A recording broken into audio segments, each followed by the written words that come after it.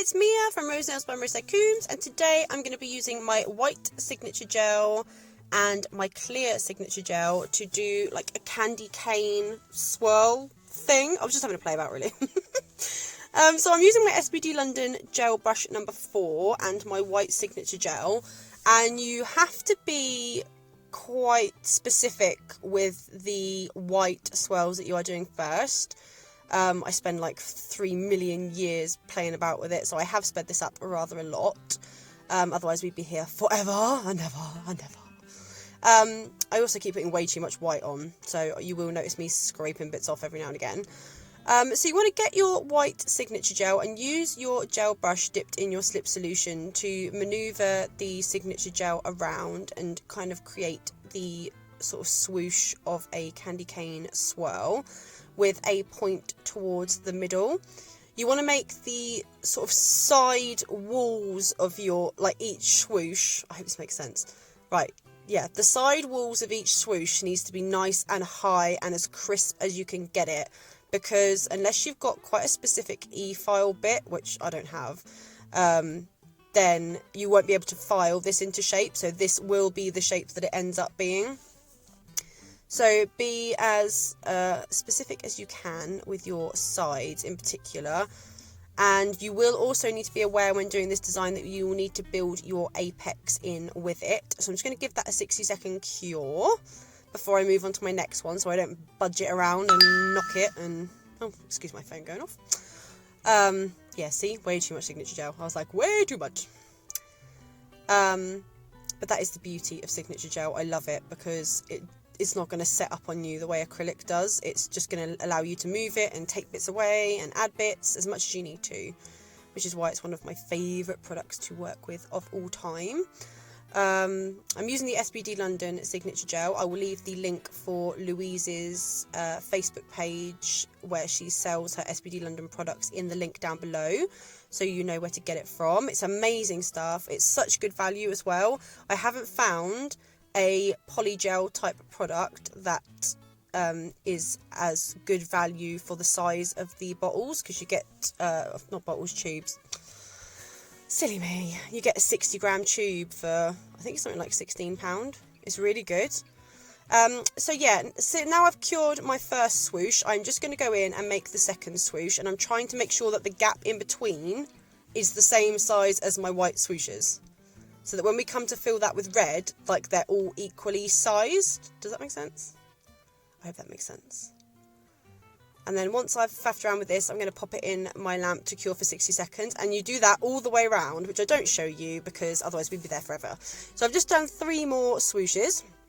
And I'm going to mix some clear signature gel with Ink London's Kelsey glitter, which is just a red metallic glitter, and some of my Yogi gel paint. I only used a super tiny bit of this mixed in with the clear signature gel. So I'm going to mix some of these on a palette and end up with this globule of a mess, which I'm going to spread all over this nail.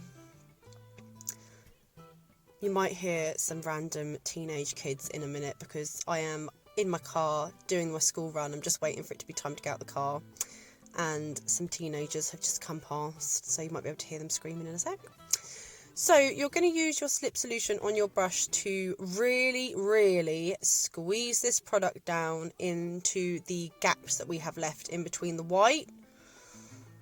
You need to give it a really good squeeze so that there's no bubbles or pockets of air at all. I know it looks like a big fat red lump, and to be honest, I put way too much on there because after I cured this, I started filing it, I found undercured product, so I just popped it back in the lamp once I'd got rid of the bulk of the product.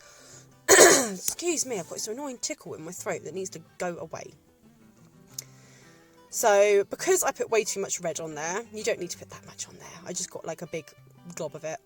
I do use my, oh yeah, I've just cured that for 60 seconds, and I'm just wiping off the inhibition layer before I go in with my Melody Susie e-file and my Ink London ceramic coarse safety bit, and I'm just taking away the bulk. Now this is the bit that I should never have put on in the first place because it was this thick is why it didn't cure halfway through.